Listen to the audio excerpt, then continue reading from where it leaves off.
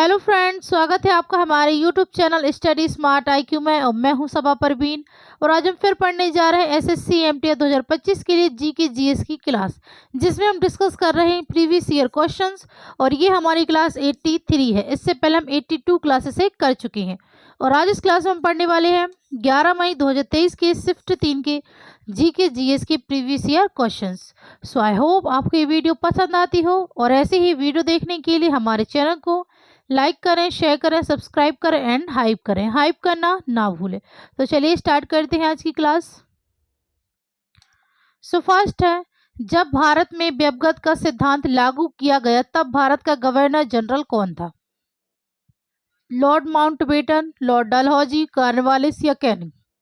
तो जब भारत में व्यवगत का सिद्धांत लागू किया गया था तब भारत का गवर्नर जनरल कौन था? तो ये था डलहौजी। ठीक है, right answer option B Dalhousie. ये है भारत का गवर्नर जनरल था जब भारत में व्यवगत का सिद्धांत लागू हुआ। व्यवगत का सिद्धांत जिसे हड़प नीति और चूक नीति भी कहते हैं, जिसके तहत अगर किसी भी राज्य का उत्तराधिकारी नहीं होता था तो उसे ब्रिटिश में मिला लिया जाता था।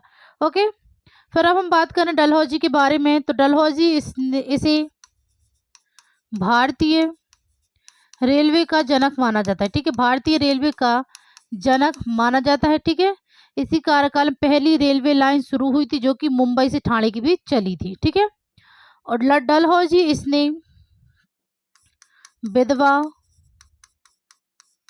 पुनर्विवाह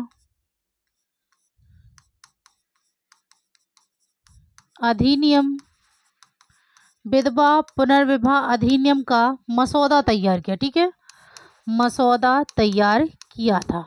ओके, फिर बात कर रहे हैं हम लॉर्ड माउंटबेटन। ठीक है, तो लॉर्ड माउंटबेटन यह ब्रिटिश भारत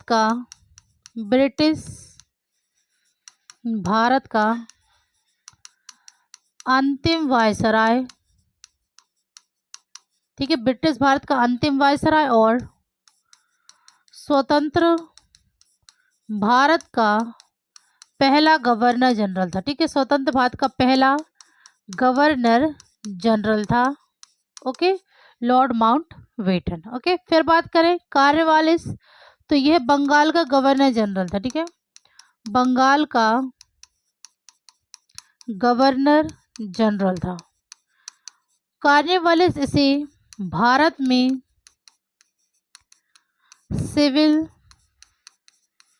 सेवा का जनक माना जाता है। ठीक है, भारत में सिविल सेवा का जनक माना जाता है कॉर्नवालिस को। ठीक है, कॉर्नवालिस इसने स्थाई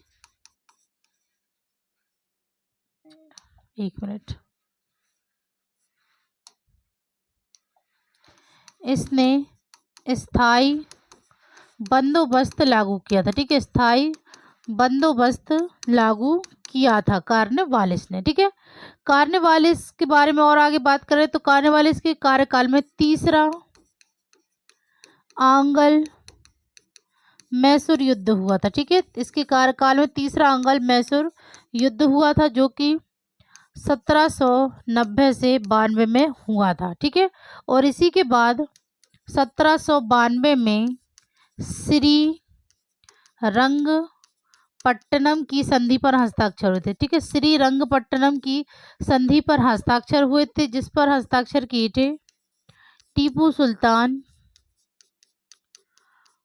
वर्सेस कॉर्नवालिस ने। ठीक है, टीपू सुल्तान और कॉर्नवालिस ने इस पर हस्ताक्षर किए थे। ठीक है, श्री रंगपट्टनम की संधि पर। ओके, फिर बात करें हम कैनिंग की, तो कैनिंग यह भारत का अंतिम गवर्नर जनरल। ठीक है, कैनिंग ये भारत का अंतिम गवर्नर जनरल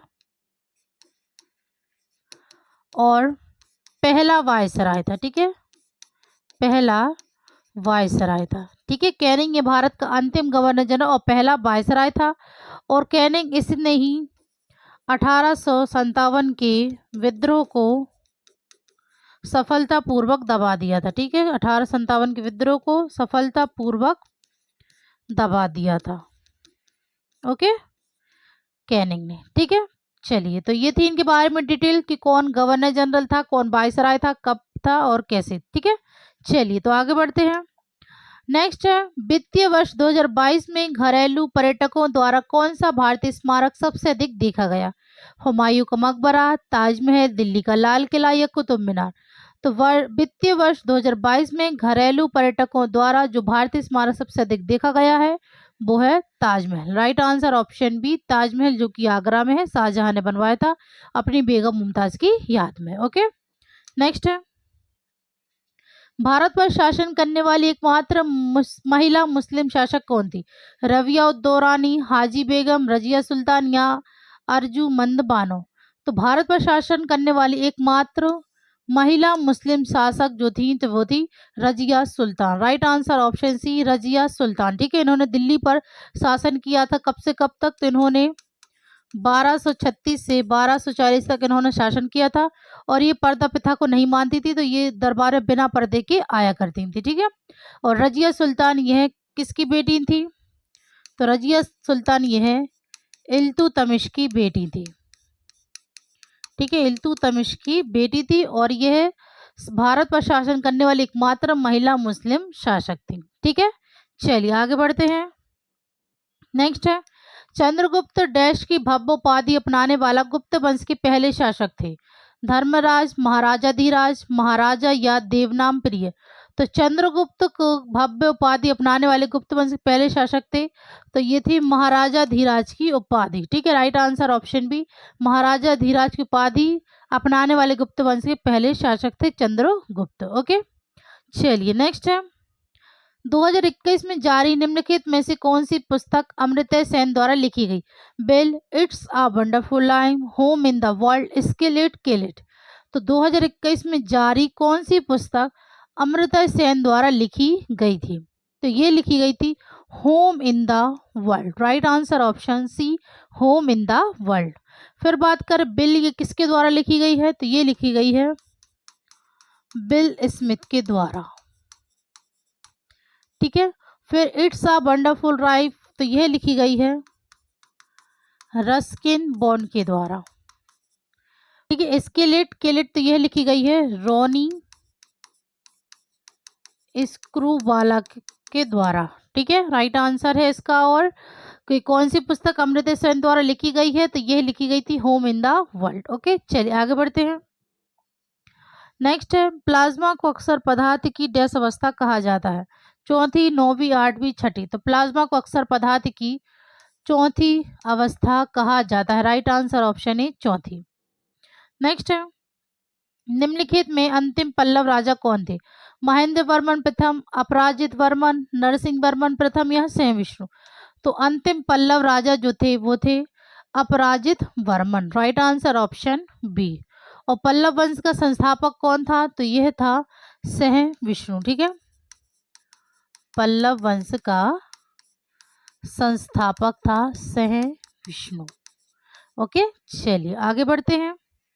नेक्स्ट है, अक्टूबर 2022 में इसरो अध्यक्ष ने डैश में चंद्रयान 3 के अपेक्षित लॉन्च की वर्ष की घोषणा की? 2030, 2027, 2025 या 2023? तो अक्टूबर 2022 में इसरो अध्यक्ष ने 2023 में, ठीक है, राइट आंसर ऑप्शन डी, 2023 में चंद्रयान 3 के अपेक्षित लॉन्च वर्ष की घोषणा की। ओके, नेक्स्ट है, निम्नलिखित त्योहारों में से कौन सा धन्यवाद ज्ञापन त्योहार है जो मुख्य रूप से गोवा में मनाया जाता है? हॉर्निवल, मायोका, बिहुला या लधेनहा? ठीक है, तो इनमें से कौन सा त्योहार धन्यवाद ज्ञापन त्योहार है जो मुख्य रूप से गोवा में मनाया जाता है? तो ये मनाया जाता है लदेनहा। राइट आंसर ऑप्शन डी, लदेनहा। नेक्स्ट है, 2022 राष्ट्रमंडल खेलों की मेजबानी किस शहर ने की? ग्रीनविच, बरिंघम, लंदन या डरबन?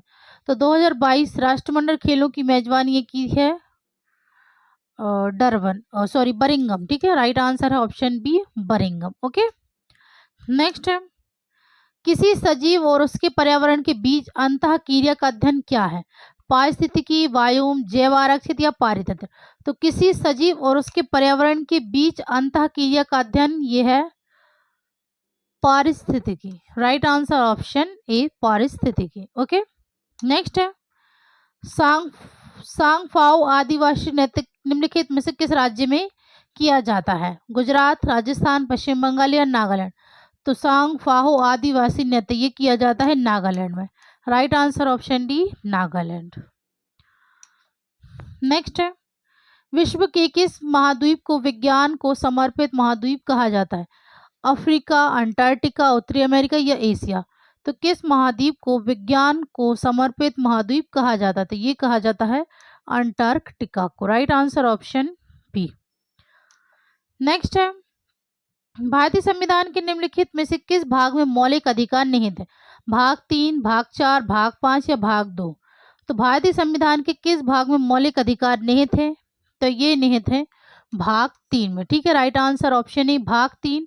और भाग 3 इसे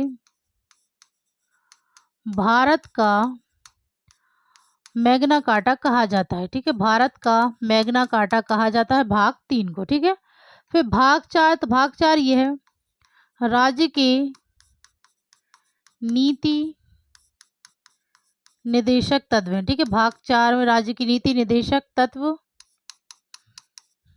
भाग 5, तो भाग 5 में संघ सरकार से संबंधित। ठीक है, संघ सरकार से संबंधित है। और भाग 2 तो यह नागरिकता से संबंधित है। ठीक है, नागरिकता से। ओके, चलिए आगे बढ़ते हैं। नेक्स्ट है, किस घटना की उपस्थिति से किसी क्षेत्र में व्यापारिक पवनें कमजोर हो जाती? कोरियोलिस वल, मैंगो सावर, अल्नीनो या लानीना?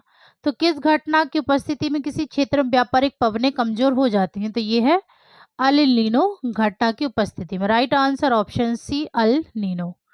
नेक्स्ट है, पोषण की वह विधि जिसमें जीव सरल पदार्थों से स्वयं भोजन बनाते हैं डैश कहलाती? विषम पोषी पोषण, स्वपोषी पोषण, मृतोपजीवी पोषण या फोटोट्रॉफिक पोषण? तो पोषण की वह विधि जिसमें जीव सरल पदार्थों से स्वयं भोजन बनाते हैं स्वपोषी पोषण कहलाती है। राइट आंसर ऑप्शन बी, स्वपोषी पोषण। नेक्स्ट है, निम्नलिखित में से किस मृदा में स्वतः जुताई की विशेषता के कारण सबसे कम जुताई की आवश्यकता होती है? लाल मृदा, लेटराइट मृदा, पीट युक्त मृदा या काली मृदा? तो किस मृदा में स्वतः जुताई की विशेषता के कारण सबसे कम जुताई की आवश्यकता होती है? तो ये होती है काली मृदा में। राइट आंसर ऑप्शन डी, काली मृदा। काली मृदा जिसे रेगुर मिट्टी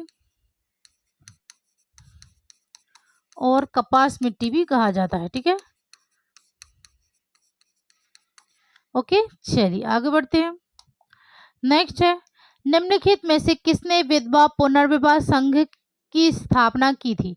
राजा राममोहन रॉय, पंडित विष्णु शास्त्री, स्वामी विवेकानंद, केशव चंद्र सेन? तो किसने विधवा पुनर्विवाह संघ की स्थापना की थी? तो ये की थी पंडित विष्णु शास्त्री ने। राइट आंसर ऑप्शन बी, पंडित विष्णु शास्त्री। ठीक है, फिर बात करें राजा राममोहन रॉय, तो इन्होंने 1828 में ब्रह्म समाज की स्थापना की थी। ठीक है, ब्रह्म समाज की स्थापना की थी। स्वामी विवेकानंद, तो इन्होंने 1897 में राम कृष्ण मिशन की स्थापना की थी। केशव चंद्र सेन इन्होंने 1870 में भारतीय सुधार संघ की स्थापना की थी। ओके, चलिए आगे बढ़ते हैं। नेक्स्ट है, डैश एक हिंदुस्तानी शास्त्रीय संगीतकार है जो झुका हुआ वाद्य यंत्र सारंगी बजाते? संदीप दास, जाकिर हुसैन, शिव कुमार शर्मा या पंडित राम नारायण? तो एक हिंदुस्तानी शास्त्रीय संगीतकार जो झुका हुआ वाद्य यंत्र सारंगी बजाते हैं, तो ये है Pandit Ram Narayan. Right answer option D, Pandit Ram Narayan जो कि सारंगी बजाते हैं। ओके, नेक्स्ट है, निम्नलिखित में से कौन सा भारत का सबसे पुराना संयुक्त स्टॉक बैंक है? Allahabad bank, bank of Baroda, yes bank या पंजाब नेशनल बैंक? तो भारत का सबसे पुराना संयुक्त स्टॉक बैंक है तो यह है Allahabad bank. Right answer option ए, इलाहाबाद बैंक। ठीक है, और इसकी स्थापना कब हुई थी? तो ये हुई थी 1865 में। बैंक ऑफ बड़ौदा की तो इसकी हुई थी 1908 में, और यस बैंक की तो ये हुई थी 2004 में, और पंजाब नेशनल बैंक की तो ये हुई थी 1894 में। ओके, चलिए नेक्स्ट है, भारत की किस स्थापत्य शैली को लटकती बालकनियों और मेहराब के आकार की कंगनी के उपयोग के कारण अलग पहचान मिली?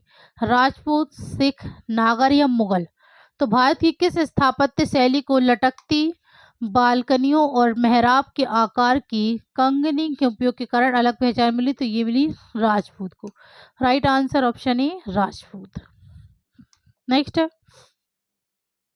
जून 2022 में नीति आयोग के नए मुख्य कार्यकारी अधिकारी के रूप में किसे नियुक्त किया गया? डॉक्टर पीके मिश्रा, रमेश चंद्र परमेश्वरन अय्यर या नरेंद्र कुमार कश्यप? तो 2022 के नीति आयोग के नए मुख्य कार्यकारी अधिकारी के रूप में किसे चुना गया, नियुक्त किया गया? तो ये किया गया Parameswaran Iyer. Right answer option C Parameswaran Iyer. Okay, चलिए आगे बढ़ते हैं। नेक्स्ट है, निम्नलिखित में से किसने कुचिपुड़ी को पुनर्जीवित किया? चेन्नई में अपनी कुचिपुड़ी नृत्य अकेदमी शुरू की और वर्ष 1958 पद्म भूषण प्राप्त किया। केलुचरण महापात्र, उदय शंकर, गुरु वेम्पति चिन्ना सत्यम में गुरु विपिन सिंह? तो किसने कुचिपुड़ी को पुनर्जीवित किया? तो ये किया है Guru Vempati Chinna Satyam. Right answer option C. Okay, next है, हॉकी में पीला कार्ड खिलाड़ी को न्यूनतम डैश मिनट के खेल समय के लिए अस्थायी निलंबन को संदर्भित करता है? 5, 3, 7 या 9? तो हॉकी में पीला कार्ड खिलाड़ी को न्यूनतम 5 मिनट के लिए, ठीक है, राइट आंसर ऑप्शन ए 5 मिनट के खेल समय के लिए अस्थायी निलंबन को संदर्भित करता है। ओके, नेक्स्ट है, जब व्यक्ति नए देश में जाता है तो उसे डैश कहते हैं? आप्रवासन, उत्प्रवास, बाह्य प्रवासन, अंतः प्रवासन? तो जब व्यक्ति नए देश जाता है तो उसे कहा जाता है आप्रवासन। राइट आंसर ऑप्शन ए आप्रवासन। ओके, तो ये थे आज के हमारे क्वेश्चंस। सो आई होप आपको ये वीडियो पसंद आई हो, और ऐसी ही वीडियो देखने के लिए हमारे चैनल को लाइक करें, शेयर करें, सब्सक्राइब करें एंड हाइप करें। तो मिलते हैं आपसे कल अगली वीडियो में, तब तक के लिए good luck and good bye. Thank you.